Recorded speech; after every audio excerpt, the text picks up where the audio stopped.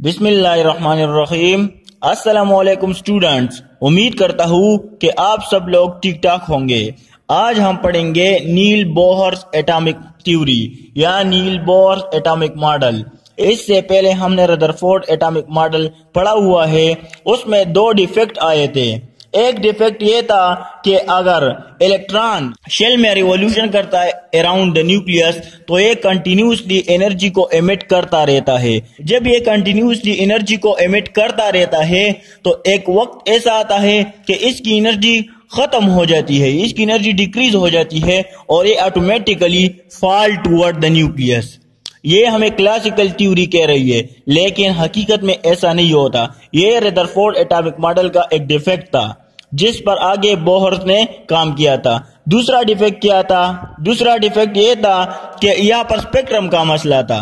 जब ये continuously energy को एमिट करता रहता है तो यहाँ पर कंटिन्यूस स्पेक्ट्रम बनना चाहिए, लेकिन यहाँ पर लाइन स्पेक्ट्रम बन रहा है। तो ये रदरफोर्ड एटॉमिक मॉडल के दो मेन डिफेक्ट थे, इस पर आगे बोहर ने काम किया था। अब बोर्स एटॉमिक मॉडल क्या है? बोर्स एटॉमिक मॉडल हमें ये कहता है, रदरफोर्ड एटॉमिक मॉडल हमें ये कहता था कि इलेक्ट्रॉन जस्ट रिवॉल्यूशन करते हैं around the nucleus in a shell, लेकिन नील बोर्स एटॉमिक मॉडल हमें ये कहता है कि इलेक्ट्रॉन रिवॉल्यूशन तो करता है लेकिन एक फिक्स ऑर्बिट में करता है, उस ऑर्बिट में करता है जिसकी एनर्जी भी फिक्स होती है। अगर इलेक्ट्रॉन इस ऑर्बिट में रिवॉल्यूशन करता है तो मींस कि इस ऑर्बिट की एनर्जी, इस एनर्जी लेवल की एनर्जी फिक्स है। जब इस एनर्जी लेवल की एनर्जी फिक्स है तो इस इलेक्ट्रॉन की एनर्जी भी फिक्स है। फॉर एग्जाम्पल, अगर ये इलेक्ट्रॉन यहाँ पर रिवॉल्यूशन कर रहा है और हम लेते हैं कि इस ऑर्बिट की एनर्जी 10 किलो जूल पर मोल है, 10 किलो जूल पर मोल है, तो मींस कि यहाँ पर जो इलेक्ट्रॉन होगा उसकी एनर्जी भी 10 किलो जूल पर मोल होगी। तो इसका मतलब क्या हुआ कि हमारे पास हर शेल की एक स्पेसिफिक एनर्जी है।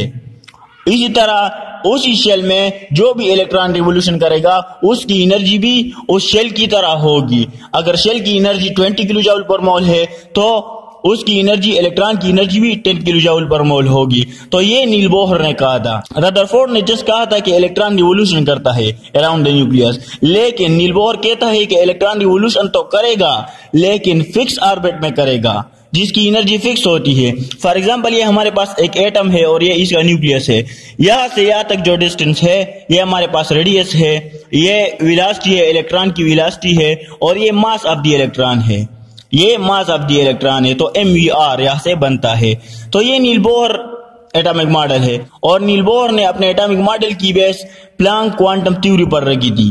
किस तरह प्लैंक क्वांटम थ्योरी पर रखी थी? प्लैंक क्वांटम थ्योरी हमें क्या कहती है? प्लैंक क्वांटम थ्योरी हमें यह कहती है कि फ्रीक्वेंसी डिपेंड करती है एनर्जी पर या एनर्जी डिपेंड करती है फ्रीक्वेंसी पर। अगर फ्रीक्वेंसी ज्यादा होती है तो उसकी एनर्जी भी ज्यादा होगी, लाइट की एनर्जी भी ज्यादा होगी। उसी तरह अगर लाइट की फ्रीक्वेंसी कम होती है तो उसकी एनर्जी भी कम होती है। ये प्लैंक क्वांटम थ्योरी हमें कहती है। अब नील बोहर एटॉमिक मॉडल किस पर बेस्ड था? प्लैंक क्वांटम थ्योरी पर बेस्ड था। अब इसके मेन पॉइंट्स क्या है नील बोहर एटॉमिक मॉडल के? इसके हमारे पास कुछ मेन पॉइंट्स है। Atom has a centre called nucleus. ये रदरफोर्ड ने भी कहा था कि एटम के अंदर हमारे पास एक सेंटर पोर्शन होता है जिसको हम न्यूक्लियस कहते हैं, और न्यूक्लियस के अंदर हमारे पास प्रोटॉन और न्यूट्रॉन होता है, जबकि शेल में इलेक्ट्रॉन रिवॉल्यूशन करते हैं अराउंड द न्यूक्लियस। ये रदरफोर्ड ने भी कहा था, लेकिन डिफरेंस कहां पर आता है? दूसरा पॉइंट, दूसरा postulate, electron revolves around only in fix orbit with fix energy and fix velocity. यहाँ पर जो भी इलेक्ट्रॉन रिवॉल्यूशन करेगा और जिस ऑर्बिट में करेगा उसकी एनर्जी भी फिक्स होगी, उसकी वेलोसिटी भी फिक्स होगी। तो ये नील बोहर कहता है। तीसरा पोस्टुलेट क्या है कि energy of the electron in an orbit is proportional to its distance from the nucleus. अब इसका मतलब क्या है इस पॉइंट का कि एनर्जी डिपेंड करती है डिस्टेंस पर। अब point number 4, as long as electron are revolving around the nucleus in fix circular orbit they do not gain or loss energy of an orbit is fix. अब इसका मतलब क्या है कि इलेक्ट्रॉन यहाँ पर रिवॉल्यूशन करता है फिक्स ऑर्बिट में, यहाँ पर आता है, यहाँ पर आता है, फिर यहाँ पर आता है, यहाँ पर सर्कुलर ऑर्बिट में ये रिवॉल्यूशन करता है। तो एक फिक्स ऑर्बिट में जब ये रिवोल्यूशन करेगा इलेक्ट्रॉन, या इस ऑर्बिट में ये रिवोल्यूशन करेगा या इस ऑर्बिट में ये रिवोल्यूशन करेगा, तो ना ये एनर्जी को एमिट करता है और ना ये एनर्जी को एब्जॉर्ब करता है। नील बोहर कहता है कि इलेक्ट्रॉन जब एक फिक्स ऑर्बिट में रिवोल्यूशन करता है सेम ऑर्बिट में, तो ये ना एनर्जी को एमिट करता है और ना एनर्जी को एब्जॉर्ब करता है। ये नील बोहर कहता है कि energy of an orbit is fixed, her orbit की एनर्जी फिक्स होती है, नील बोहर कहता है। अब पांचवा पोस्टुलेट क्या है? फिफ्थ नंबर हमारे पास है कि व्हेन एन इलेक्ट्रॉन, इससे पहले पॉइंट में हमने पढ़ा कि energy of an orbit is fix, ना एनर्जी को ये गेन करता है और ना एनर्जी को ये एमिट करता है। पांचवा पॉइंट क्या है? Fifth number postulate, when an electron jump from higher energy orbit to the lower energy orbit it emit energy, and when it jumps from lower energy orbit to higher energy orbit it absorbs energy। अब इस point पर आप जरा गौर करें कि जब electron higher energy orbit से lower energy orbit में आता है तो ये एनर्जी को एमिट करता है।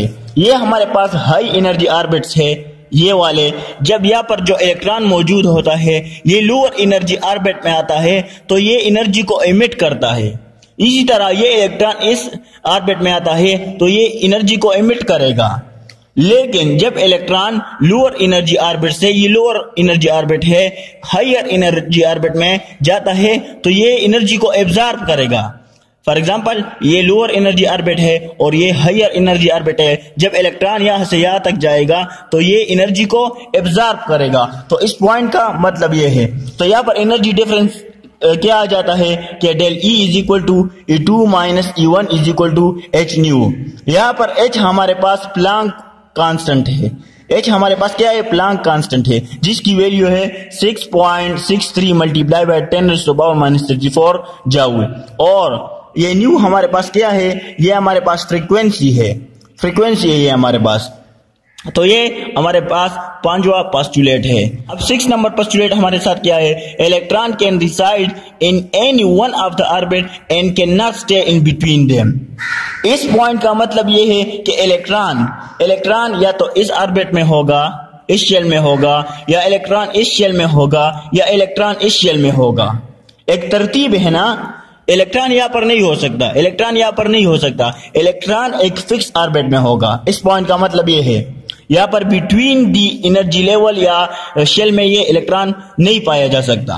ये या तो लोअर एनर्जी ऑर्बिट में होगा या हायर एनर्जी ऑर्बिट में होगा, इसके दरमियान ये नहीं रह सकता। तो इस पॉइंट का मतलब यही है।